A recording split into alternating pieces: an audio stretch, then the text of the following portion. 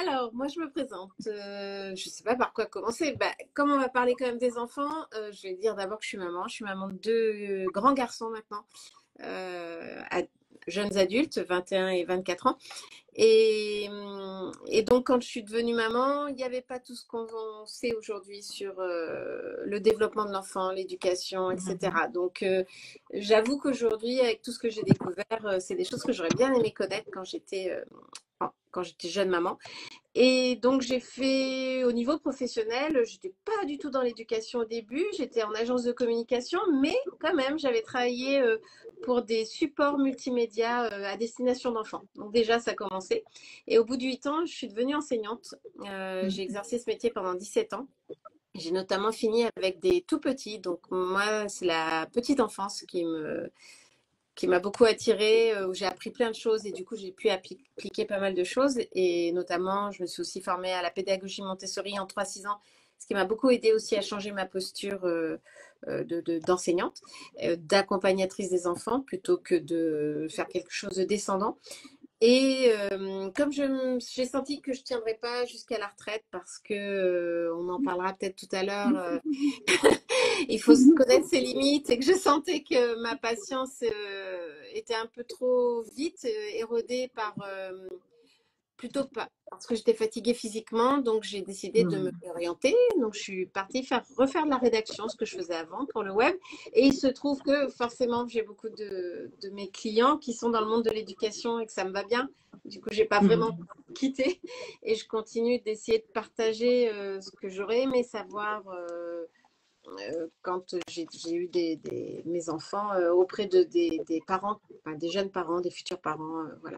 Et donc, bah, j'étais ravie de faire ta connaissance parce que complètement alignée avec ce que tu dis, et puis parce que j'ai appris plein de choses encore, même si j'ai pas de quoi l'appliquer aujourd'hui. Peut-être qu'un jour j'aurai des petits enfants et que ça m'aidera aussi à l'appliquer.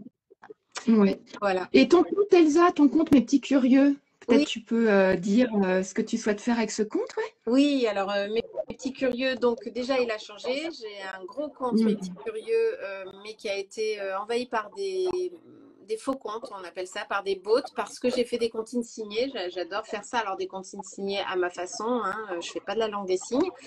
Et, Mhm. et puis du coup, bah, j'ai relancé un compte. Donc là-dessus, je partage quoi? Je partage des activités qu'on peut faire avec les enfants. Je partage aussi des choses que j'aime en éducation pour les parents qui font ce qu'on appelle du co-schooling ou alors de l'instruction en famille, qui aiment bien faire des activités manuelles avec leurs enfants. Et j'aimerais bien à terme développer quelque chose autour des comptines, mais j'ai pas encore repris parce que je crois que j'ai un petit peu peur de ce que ça peut produire sur mon compte, puisque c'est à cause des comptines que l'ancien compte a été hacké. Mais j'adore la littérature jeunesse, voilà, donc je suis encore énormément de professeurs, d'assistantes maternelles ou assistants maternels qui partagent des activités avec les enfants, voilà. Ouais. Et puis donc j'ai tout un écosystème. Il y a la chaîne YouTube qui a été lancée, enfin Mhm. qui a été bien réactivée pendant le confinement, et il y a le blog que j'ai vraiment détaché. J'ai un blog Mes Petits Curieux aussi. Voilà, donc c'est vraiment un écosystème à part. Mes Petits Curieux, c'est pour éveiller la curiosité des enfants et accompagner les parents à le faire. Oui, moi j'aime beaucoup ton compte parce qu'il y a plein de propositions de do it yourself avec les enfants, plein de petites activités qui coûtent pas cher et qui permettent de passer un temps de qualité. Je parle de ton compte comme ça en fait. Voilà, oui, c'est ça. Les L'idée, petits c'est points, on c'est peut super faire plein de bien. choses sans acheter, ça c'est clair Mhm. aussi. Ouais. Et ce que j'essaye, c'est, j'ai pas d'enfant pour tester, mais de me mettre à la place d'un enfant de tel ou tel âge, est-ce qu'il va pouvoir le faire ou pas, comment on adapte en fonction Mhm. de l'âge, parce que je pense que j'ai l'expérience qui me permet de dire que ça va plus ou moins fonctionner avec un enfant de tel ou tel âge. Voilà. Mhm. Voilà. Ouais. Et du Super, coup, merci Elsa. et toi, Et ben, du présente-toi. coup, moi j'ai trois enfants, trois garçons qui sont comme toi, beaucoup plus âgés que les parents qu'on accompagne. Donc mon fils aîné est né en 2000, après j'ai un fils qui est né en 2003 et mon troisième fils en 2006. Et je me suis posé beaucoup de questions quand ils sont arrivés, que moi-même j'étais maman. J'ai lu beaucoup de livres parce qu'à l'époque il n'y avait pas Internet, il n'y avait pas les blogs, il n'y avait pas YouTube, il n'y avait pas Instagram. J'ai découvert par les livres en fait une façon d'éduquer ses enfants de manière gagnant-gagnant, en fait, en utilisant la communication et l'écoute. Et à l'époque, ben, j'ai appliqué ce que j'avais lu dans les livres, ou plutôt je pensais bien appliquer ce Mm. que j'avais lu dans les livres.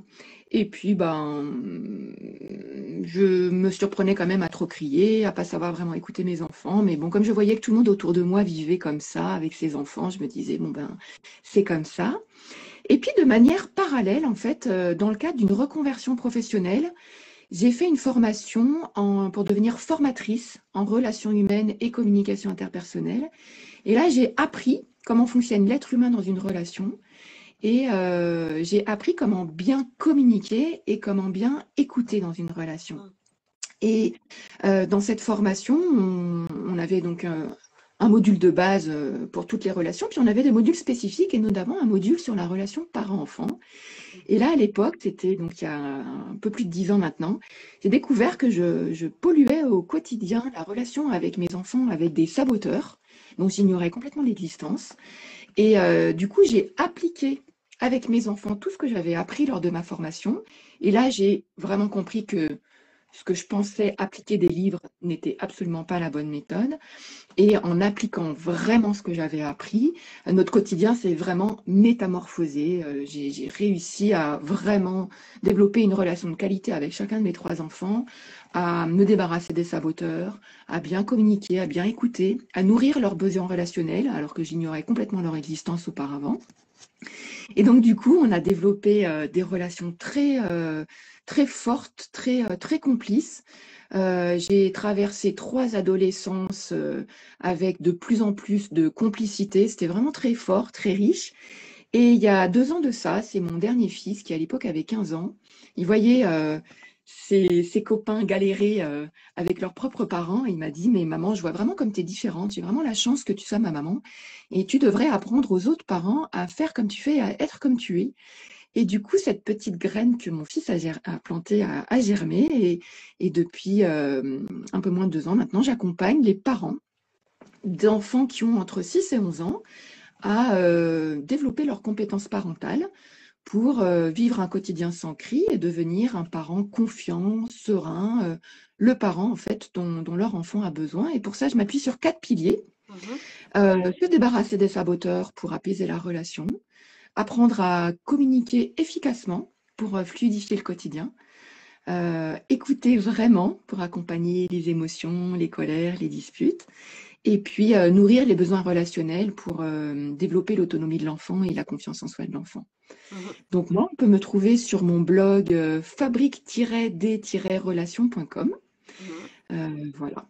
Je suis un petit peu sur Insta, un peu sur LinkedIn, mais c'est vrai que c'est un petit peu compliqué pour moi les réseaux sociaux, donc je suis plus sur mon blog. Qui est très riche, où il y a plein de choses et on le redira, mais il y a une formation notamment disponible gratuitement Ouais. où tu apprends tout ça et ça donne envie généralement d'en savoir un peu plus et de voir comment faire tout ça. Enfin, moi, c'est vrai que c'est vraiment typiquement le type d'accompagnement que j'aurais aimé parce que je me rappelle qu'avec mon aîné, c'était compliqué. Il y avait des grosses crises de colère. Je ne comprenais pas, je me sentais complètement démunie. Et, et du coup, je ne savais pas les gérer, hein, clairement. Et après coup, quand j'ai appris, on a pu en reparler. Je pense que ça a laissé des traces et chez lui et chez moi. Ouais. Euh, et du coup, j'aime beaucoup ta façon de parler des émotions. Voilà, tu dis qu'il n'y a pas des bonnes ou des mauvaises émotions, notamment. Oui, c'est ça, exactement. En fait, et le premier message, c'est que déjà, une émotion, c'est une réaction physiologique complètement normale. J'aime bien comparer l'émotion avec une vague. En fait, c'est une vague qui submerge une personne et il n'est pas possible d'empêcher cette vague d'arriver. C'est normal que à certaines en réaction à certains ressentis, il y a une vague d'émotions qui arrive. Donc ça, c'est la première chose. Une émotion, c'est une vague complètement normale, une réaction physiologique. Et effectivement, comme tu dis, de mon point de vue, il n'y a pas de bonnes ou de mauvaises émotions. Il n'y a pas d'émotions dites négatives ou d'émotions dites positives. Il y a des émotions qui sont agréables et puis il y a des émotions qui sont désagréables, comme la colère, la tristesse. Ça, c'est des émotions désagréables, mais qui pour autant sont complètement normales et qui sont ni négatives ni mauvaises. qu'on a le droit d'éprouver. Ouais, Ça, complètement. on a Tout à fait. des Ouais. schémas d'avant, notamment, je pense, quand on avait on a toujours malheureusement une éducation genrée où le petit garçon, il n'a pas le droit de Mhm. pleurer parce qu'un garçon, ça pleure pas. Non, enfin, c'est normal. On a le droit de ressentir tous les types des grandes émotions qui sont C'est connues ça. aujourd'hui, quoi. Ouais, exactement. Et c'est vrai que la société est assez tolérante avec la tristesse.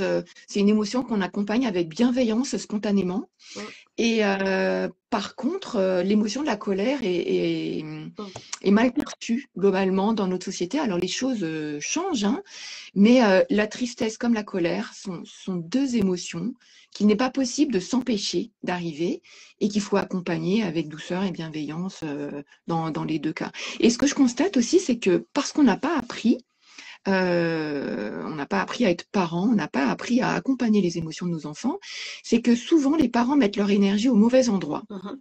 en cherchant justement à essayer de faire disparaître l'émotion, à la calmer. Donc, par exemple, pour la tristesse, ça va être mais non, ne sois pas triste, c'est pas grave, c'est pas, t'as pas besoin de pleurer, ça va passer.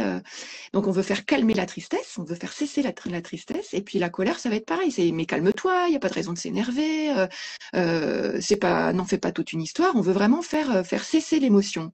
Et quand on agit comme ça, en général, on pense bien faire, c'est-à-dire que, par exemple, pour la tristesse, par amour pour son enfant, on ne souhaite pas qu'il soit triste.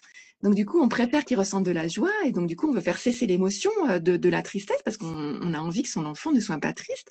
Et pour la colère, en général, c'est souvent parce qu'on est dérangé par l'expression physique de la colère, par les cris, par les crises, et aussi parce que parfois, la colère de l'enfant, elle provoque en nous une colère. On est en colère de voir son enfant en colère.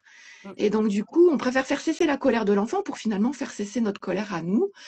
Donc, c'est pour ça que je disais que les parents, de mon point de vue, parce qu'on n'a pas appris, mettent leur énergie au mauvais endroit pour vouloir faire cesser l'émotion. Et ce dont l'enfant a besoin, c'est pas du tout de faire cesser l'émotion, c'est en fait d'apprendre plutôt à avoir une réaction appropriée à son émotion. C'est ce qu'on appelle la régulation émotionnelle. Et donc, c'est-à-dire apprendre à reconnaître qu'il y a Mm, une émotion, mm. à poser des mots dessus, à l'accueillir, à la traverser et petit à petit, c'est ça qui est parfois difficile, à développer la capacité de réagir de manière appropriée, de réagir de manière intentionnelle sans être dominé par une réaction inadaptée. Voilà. Se Donc, rappeler finalement qu'on a mm, déjà vécu ça et qu'on a mm, réussi à s'en sortir, par exemple la colère, sans taper, sans exactement. crier, voilà. Ouais. Et puis ça va aussi avec le développement de l'enfant parce que de toute façon, Mm, c'est ce qu'on voit en parallèle, c'est que le cerveau du jeune enfant n'est pas mature, donc il ne peut pas de toute façon réguler ses émotions. Puis au fur et à mesure de ouais. son développement, il apprend et donc il va être capable de se rappeler de ce qu'il a vécu et puis il va aussi pouvoir mettre des mots. Parce qu'on voit bien C'est que les ça. mots permettent de Mm, mettre des mots, mais il faut lui avoir donné les mots. C'est pour ça que plutôt ouais. que de pouvoir faire cesser, quand il est traversé par une émotion, c'est bien de mettre les mots sur l'émotion qu'il revit, plutôt que de lui dire arrête-toi, c'est oula, oui, je comprends que tu es en colère et tu as le droit, c'est normal. Enfin, voilà. Par contre, ça demande aussi Ça. beaucoup de travail sur soi. Oui. Ouais. Parce Ouais. Ouais. que, voilà, ce que tu disais tout à l'heure, sa propre colère, il faut être conscient qu'on est en colère, le ranger de côté pour pouvoir bien accompagner l'enfant. Voilà. Donc, Exactement. Ouais. En fait, moi, j'identifie 4 phases pour accompagner un enfant. La première phase, c'est vraiment de dire oui à l'émotion en oralisant. Ouais, c'est vraiment très désagréable. Tu voulais faire un deuxième tour de manège et maman a dit non. C'est vraiment, tu sens de la colère monter. Tu as le droit de pas être content. Tu as le droit de ressentir de la colère. Donc vraiment dire oui à l'émotion. Oui, mhm, tu as le droit de ressentir cette chose épouvantablement désagréable qui te tombe dessus. Et ça, c'est le premier temps. Le deuxième temps, c'est de poser des mots, comme tu disais, sur les manifestations mhm, physiques que traverse l'enfant.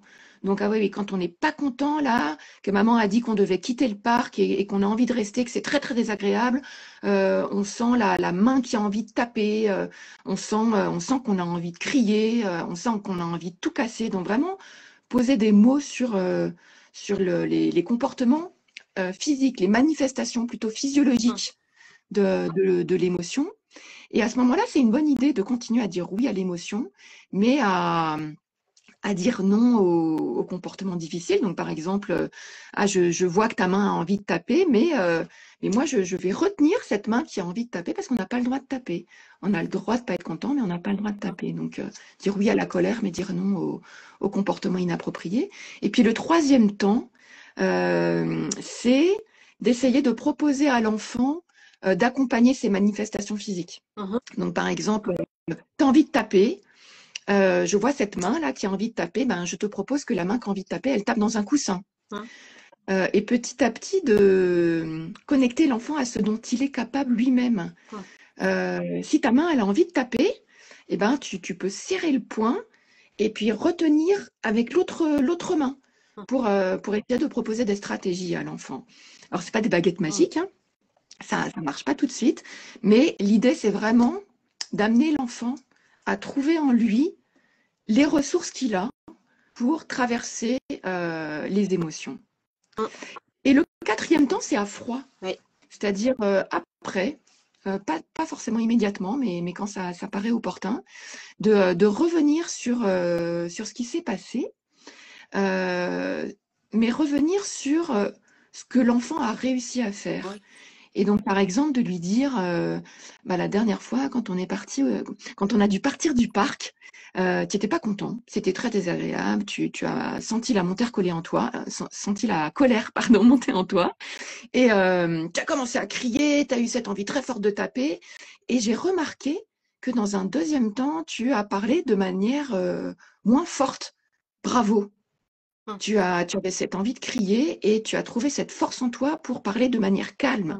Donc, la prochaine fois que tu sens cette envie de crier, essaye de retrouver cette force que tu as en toi de parler de manière calme.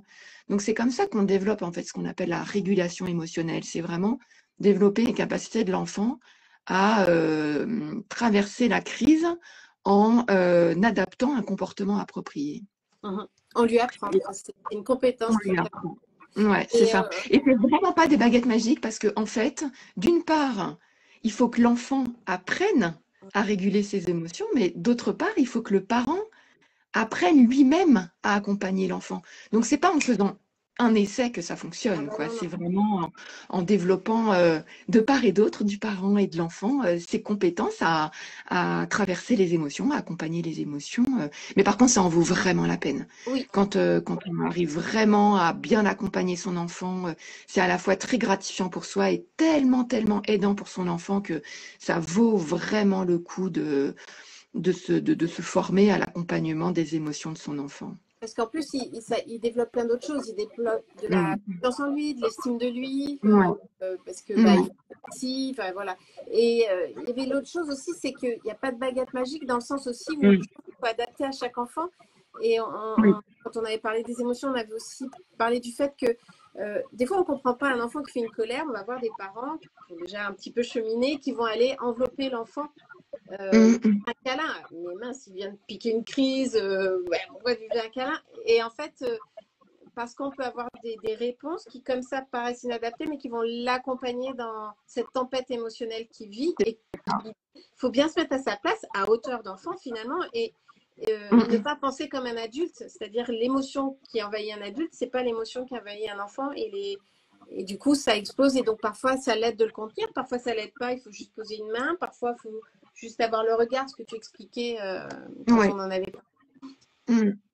Oui, c'est ça. C'est qu'en fait, chaque enfant est différent et n'a pas les mêmes besoins. Et même pour le même enfant, en fonction de l'émotion à traverser, il n'aura pas besoin des mêmes choses. Donc, pour certains enfants, c'est vraiment d'être tenu fermement dans les bras. Pour d'autres enfants, c'est juste une petite main sur l'épaule. Certains enfants ne supportent pas qu'on les touche, mais un regard, là, dans le champ de vision, bienveillant, c'est quelque chose qui peut être très aidant.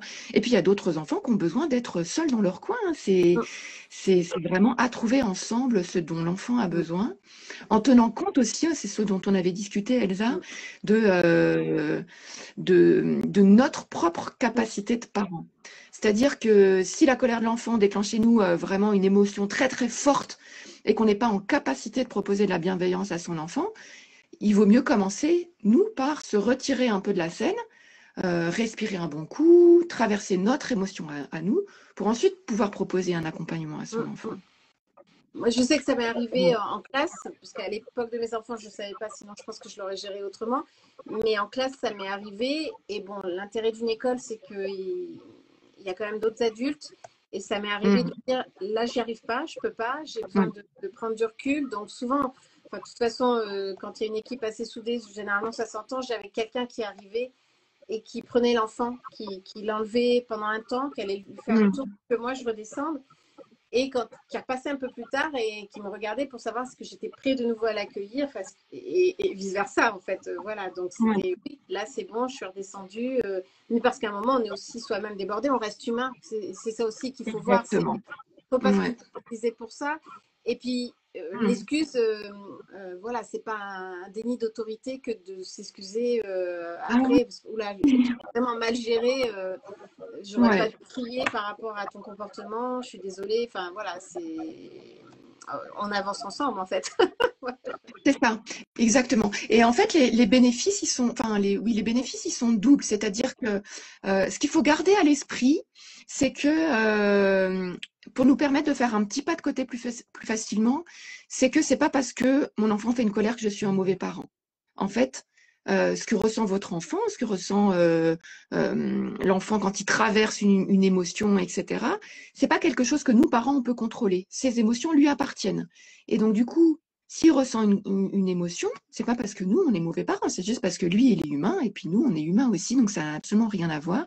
Donc ça nous permet parfois de faire plus facilement un petit pas de côté en disant, bah oui, c'est OK en fait. Moi, je suis pas un mauvais parent, c'est OK que mon enfant, il traverse une émotion très très forte. Et quand nous, c'est très fort pour nous et qu'on a du mal à accompagner l'enfant et qu'on s'éloigne un petit peu, c'est très pédagogique pour l'enfant. Parce qu'en fait, les enfants apprennent beaucoup par imitation.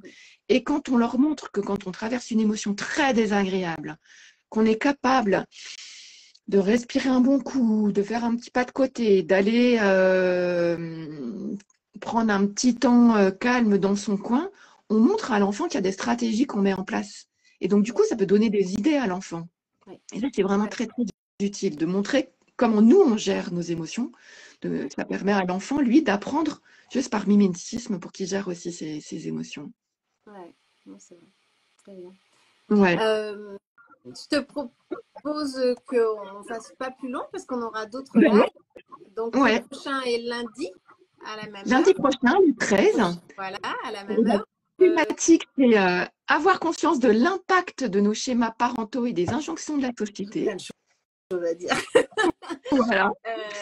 Donc, si vous Voilà. avez des questions, on mettra, Elsa et moi, des boîtes à questions dans les stories qui vont annoncer les prochaines dates. Donc, n'hésitez pas, on sera vraiment ravis que ce soit plus interactif et qu'on puisse vraiment répondre à vos questions, dialoguer avec vous. Voilà. Si vous Moi, avez des situations vécues et Hmm. que vous êtes senti impuissant par rapport à ça, n'hésitez pas à nous les expliquer en DM ou dans les boîtes à questions. Comme ça, on peut y répondre en vidéo et les vidéos peuvent se regarder en replay. Ouais. Euh, de nouveau, je renouvelle, si ce sujet vous intéresse, si vous souhaitez avoir des relations plus apaisées avec vos enfants, et c'est important de le faire assez tôt pour qu'à l'adolescence, ce soit quand même chouette et pas quelque chose que l'on redoute.